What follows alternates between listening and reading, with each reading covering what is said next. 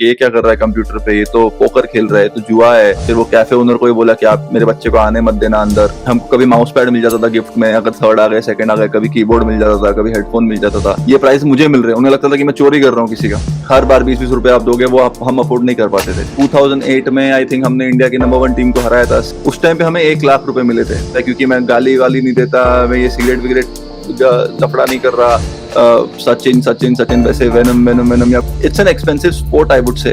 Earning से मैं अपनी फैमिली चला रहा हूँ, और क्या चाहिए मुझे लाइफ में। आज हम जिनका इंटरव्यू लेने वाले हैं ना, उनके लिए मैं बहुत ज्यादा एक्साइटेड हूँ, क्योंकि वो मेरे फेवरेट, मेरे क्या हम सभी के फेवरेट है। वो लाखों गेमर्स की इंस्पिरेशन है, गेमिंग इंडस्ट्री के बादशाह है, लड़कियों के चहेते और हम सबके favourite one and only Ankit Venom Pant. Ankit, बहुत बहुत स्वागत है आपका हमारे स्टूडियो में। थैंक यू सो मच इतना प्यारा इंट्रोडक्शन के लिए। अंकित, सबसे पहले शुरुआत करते हैं शुरुआत से।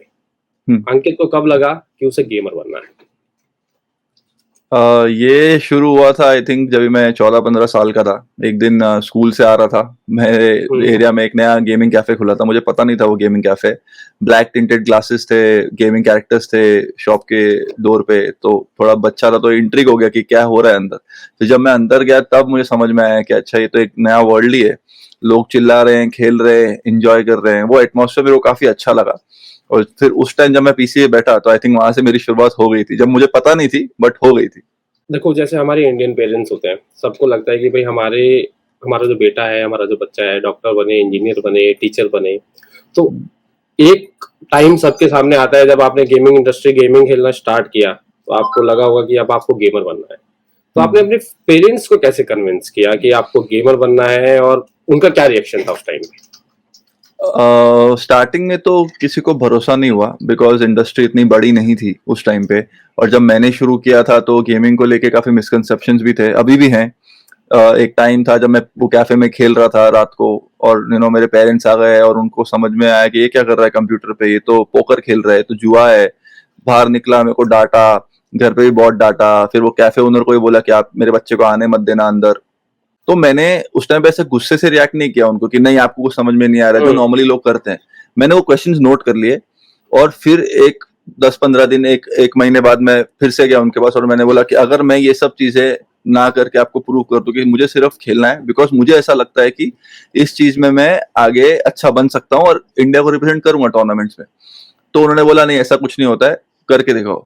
फिर धीरे धीरे मैं खेलता रहा टूर्नामेंट्स। एमेच्योर लेवल के खेले, बहुत हारे हम लोग, बट हमको कभी माउस पैड मिल जाता था गिफ्ट में, अगर थर्ड आ गए सेकंड आ गए, कभी कीबोर्ड मिल जाता था, कभी हेडफोन मिल जाता था। तो ये सब चीजें मैं कलेक्ट करने लग गया। कभी 100 रुपए 200 रुपए मिल गया, वो कलेक्ट करने लग गया। तो उससे क्या हुआ, मैंने घर पे दिखाना शुरू किया कि यार देखो, मैं खेल रहा हूँ तो मुझे ये प्राइजेस मिल रहे हैं। उनको ये भी विश्वास नहीं हो रहा था कि ये प्राइस मुझे मिल रहे हैं, उन्हें लगता था कि मैं चोरी कर रहा हूँ किसी का। एक बार मेरे को टूर्नामेंट ऑर्गेनाइजर से बात करानी पड़ी, तब जाके उनको रियलाइज हो कि अच्छा, ये खेलता है और इससे अगर जीतता है या सेकंड थर्ड आता है तो इसको प्राइजेस मिलते हैं। तो वो एक कॉन्सेप्ट उनका क्लियर हुआ। उसके बाद बड़ी प्रॉब्लम थी कि मैं हर बार जाके वो कैफे में खेल नहीं सकता था, बिकॉज मैं एक मिडिल क्लास फैमिली से आता हूँ। तो हर बार 20-20 रुपए आप दोगे, वो हम अफोर्ड नहीं कर पाते थे। तो मुझे समझ में आया कि यार घर पे पीसी बनाना पड़ेगा। उसके लिए भी मेरे को आई थिंक 1-2 साल लग गए। मैंने थोड़े पैसे कलेक्ट किए, फिर अल्टीमेटली मैंने बर्थडे पे घर वालों को बोला कि आप थोड़े 10-15-20 जितने भी हो सकते हैं, मेरे पास 5,000 मैंने कलेक्ट किए हैं, आप पीसी दिला पाओगे क्या? मेरे स्कूल में भी हेल्प हो जाएगा, एंड मेरा जो पैशन है मैं वो फॉलो कर लूंगा। तो तभी उनको थोड़ा ऐसा लगा कि यार इतने सालों में इसने 5,000 रुपए जमा कर लिए, जो मैंने कीबोर्ड और माउस जो मुझे मिलता था वो बेच के, प्राइज मनी मिलता था वो संभाल के, वो सब करके मैंने कलेक्ट किए थे थोड़े बहुत पैसे। फिर जब मेरा फर्स्ट पीसी मिला, उसके बाद मैंने खेलना शुरू किया। मैं एक एमेच्योर लेवल से सेमी प्रो लेवल पहुंच गया, सेमी प्रो से फिर थोड़ा प्रो आने लग गया, काफी नोन हो गया था।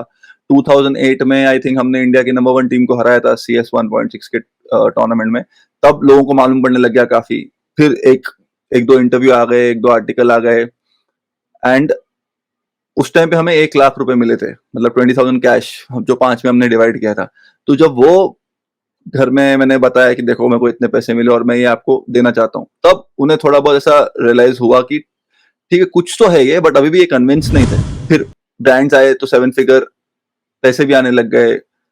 तब उन्हें थोड़ा आज जाके रियलाइज हो गया है कि हाँ, समझ में आने लग गया कि यार कोई गलत चीज नहीं है, ये टूर्नामेंट्स खेलता है, compete कर रहा है नेशनल लेवल, इंटरनेशनल लेवल, और इसको बहुत सारे मल्टीनेशनल ब्रांड ने स्पॉन्सर किया हुआ है, तो ये कोई गलत फील्ड नहीं है।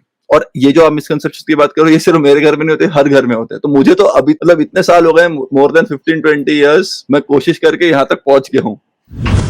बट कभी एक ऐसा मोमेंट आया है कि आपको ये लगा कि नहीं यार, घर वालों का सपोर्ट आ गया, सारी चीज हो गई, बट अब मुझसे नहीं हो पा रहा है, या वो टचवुड कभी हुआ नहीं है मेरे को मेरी लाइफ में, बिकॉज ये चीज जब मैंने स्टार्ट की थी ना, मेरे को बहुत प्यार था इस चीज से, गेमिंग से। तो जब मैंने स्टार्ट किया, मैंने आज सिर्फ एन एथलीट स्टार्ट किया था कि यार कम्पीट करना है, इंडिया को रिप्रेजेंट करना है। बट फिर धीरे धीरे फैंस का प्यार और ये सब जब चीज आने लग गई, तो मुझे वो एक इंस्पिरेशनल सेगमेंट में लोगों ने डाल दिया कि यार ये आदमी कुछ अलग कर रहा है, ये आदमी चेंज कर सकता है, क्योंकि मैं गाली वाली नहीं देता, मैं ये सिगरेट विगरेट लफड़ा नहीं कर रहा। तो लोगों का जो गेमर इमेज था कि यार हर कैफे के बाहर उनको वही इमेज दिखती थी, तो मैंने वो इमेज चेंज कर दी। अब मैंने वो एफर्ट लिया बिकॉज मेरे को अपने पेरेंट्स को भी प्रूव करना था कि यार अगर 10-12 घंटे में खेलूंगा तो जरूरी नहीं है कि मेरे को चश्मे आ जाएंगे। मेरे को आज तक चश्मे नहीं है, मेरे को बैक पेन आ जाएगा। मैं जिम जाता हूँ, मैं फिट हूँ, मेरे को कोई बैक पेन नहीं है, मेरी आईसाइट प्रॉपर है, बस मैं खेलता हूँ।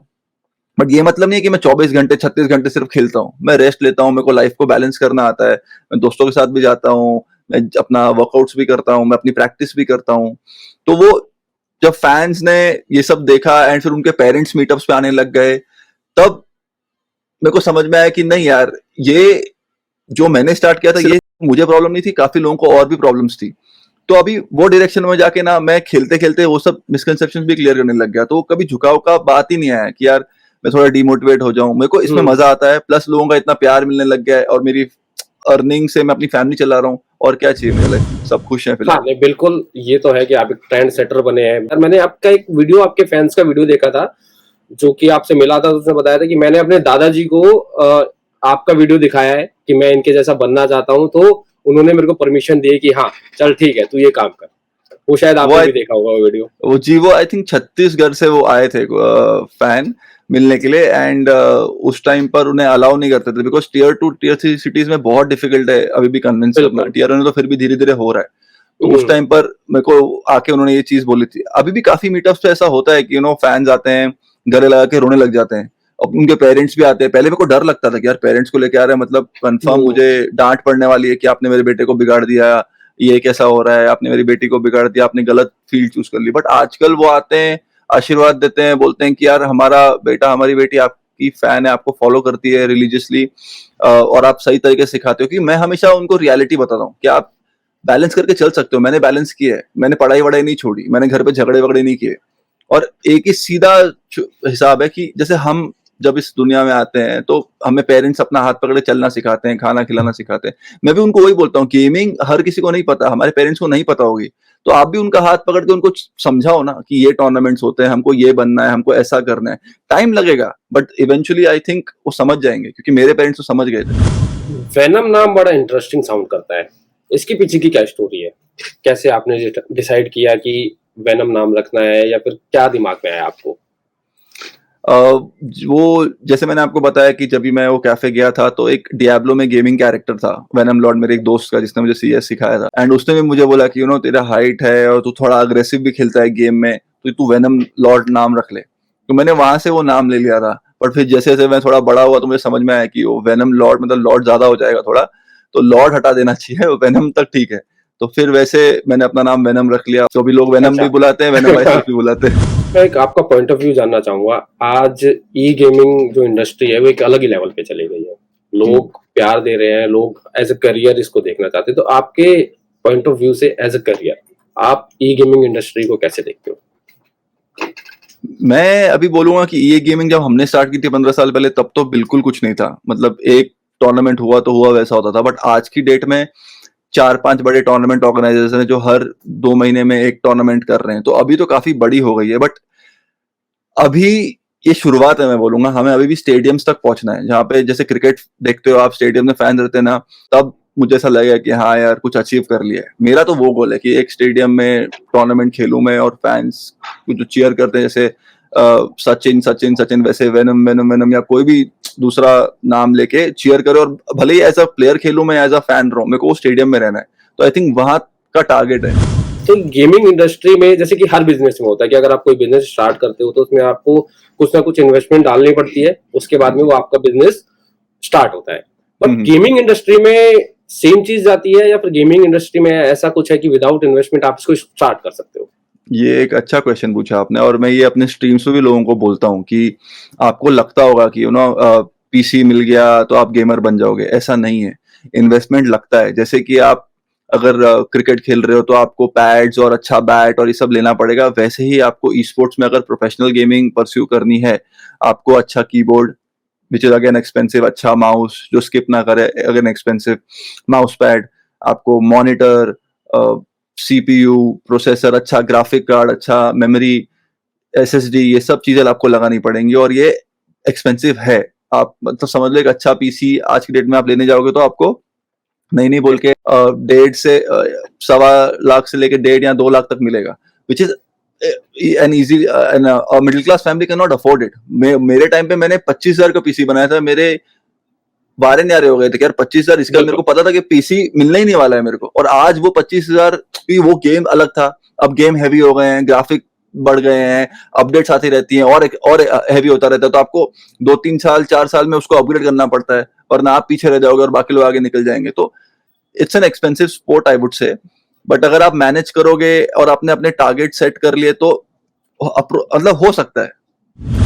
वेनम एक प्लेटफॉर्म पे है जिसको लोग जानते हैं, हर जगह पहुंचे हुए हैं आप, तो आप आगे के क्या प्लान्स हैं?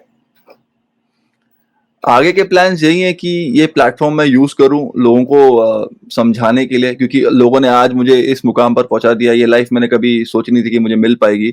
मैं एक मिडिल क्लास फैमिली से बिलोंग करता हूं। मेरे डैड 9 to 5 सेल्स जॉब करते थे। मुझे भी लगा कि वही करने वाला हूँ, जैसे लोगों को लगता है कि यार इसका बेटा यही बनने वाला है, बट मैंने एक अलग पाथ चूज किया, उसमें मेहनत की और लोगों ने उतना प्यार दिया कि आज मैं एक अलग लेवल पे पहुंच चुका हूँ, टच वुड। तो वो लेवल और वो मुकाम मेरे को मेरे फैंस की वजह से मिला है, आप जैसे बड़े बड़े मीडिया आउटलेट्स की वजह से मिला है। तो मैं ये सब प्लेटफॉर्म्स को यूज करके लोगों को समझाना भी चाहता हूँ कि यार गेमिंग इंडस्ट्री में प्रोज एंड कॉन्स भी हैं, आपको लाइफ बैलेंस करके चलना पड़ेगा। आप अपने घर वालों से झगड़ा नहीं कर सकते, जो लोगों को नॉर्मली करते हैं। तो ये सब जो मिसकंसेप्शन और ये सब जो उल्टी सीधी चीजें लोगों को लगती है कि अब ये करके हो जाएंगे, घर पे ब्लैकमेल कर लो, या मैं एग्जाम नहीं दूंगा, मैं स्कूल नहीं जाऊंगा, मुझे ये दिलाओ वो दिलाओ, ये सब करके कोई पॉइंट नहीं है। बट होता क्या है ना, आप पेरेंट्स आपको बोलेंगे तो आप शायद नहीं समझोगे। भाई वो कितनी बार पेरेंट्स मीटअप से आके बोले कि हम बोलते तो नहीं समझते थे हमारे बच्चे, आप बोलते हो क्योंकि आप उनकी वेवलेंथ पे जा रहे हो, आप उनसे रोज बात कर रहे हो, तो आपसे वो कनेक्ट हो रहे हैं, तो आपकी बात सुन के वो समझने लग गए हैं कि अच्छा ठीक है, एग्जाम्स आ रहे तो पढ़ाई को ज्यादा टाइम देना है, गेमिंग को थोड़ा कम देना है, एग्जाम खत्म होने के बाद छुट्टियों में फुल ग्राइंड करना है, फुल मेहनत करना है एंड फिर टारगेट सेट करना है। तो ये है मेरा गोल कि लोगों को इंस्पायर करना, समझाना। बिकॉज मैं हमेशा तो रहूंगा नहीं, अब मैं 4-5 साल और खेल लूंगा, बट आई वांट कि जो आने वाली पीढ़ी है, जो आने वाली जनरेशन है, वो एटलीस्ट सही तरीके से करे ताकि हम वर्ल्ड क्लास एथलीट्स बना पाए इंडिया से। वही मेरा लास्ट आपसे कि ये लास्ट क्वेश्चन है कि जो आपके फैंस हैं, जो आपको फॉलो करते हैं, उनके लिए आप क्या कहना चाहोगे? मैं बस यही कहना चाहूंगा हाथ जोड़ के कि डिसिप्लिन रखें लाइफ में, पेरेंट्स पे भरोसा रखें और गुस्सा ना करें। पेशेंस की बहुत ज्यादा जरूरत है आज की दुनिया में, और स्पेशली ई स्पोर्ट्स में, गेमिंग में।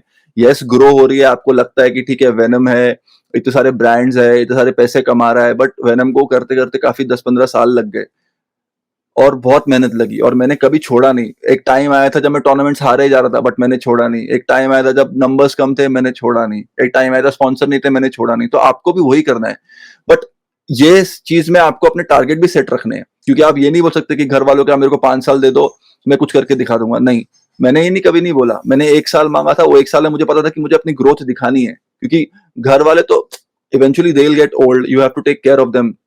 मेरे को अपने घर वालों का ख्याल रखना है, आपको अपने घर वालों का ख्याल रखना है, तो आपको पैसे लगेंगे घर चलाने के लिए। तो आपको जरूरी नहीं है कि आप अगर प्रो गेमिंग में घुसना चाहते हो तो आपने अगर घर वालों से 1 साल मारा और आप नहीं कर पा रहे हो तो आप फिर उनसे और 4 साल मांगो। आपको समझना पड़ेगा कि गेमिंग में बहुत सारी फील्ड्स हैं। आप एंटरटेनर स्ट्रीमर बन सकते हो, आप एथलीट बन सकते हो, आप मैनेजर बन सकते हो, आप कोच बन सकते हो, आप social media marketing gaming teams के लिए हैंडल कर सकते हो। तो आपको चूज करना और अपने आप को टाइम देना है। ठीक है, मैं ये ट्राई करता हूँ, अगर ये नहीं हुआ तो मैं ये ट्राई करता हूँ, बट ये नहीं कि पूरी लाइफ आप मल्टीपल चीजें वही उसमें ट्राई करते रहो। कहीं ना कहीं आपको सेल्फ रियलाइजेशन भी होना चाहिए कि यार ये शायद मेरे लिए नहीं है। तो मैं यही समझाता हूँ लोगों को, अपने फैंस को, कि आप बैलेंस रखो और थोड़ा ठंडे दिमाग से सोचा करो चीजों को। क्योंकि आपको अल्टीमेटली अपने पेरेंट्स का ख्याल रखना है व्हेन दे गेट ओल्ड, बस। चलिए अंकित, बहुत बहुत धन्यवाद आपका हमारे स्टूडियो में आने के लिए, हमसे बात करने के लिए, अपना समय निकालने के लिए। Thank you so much.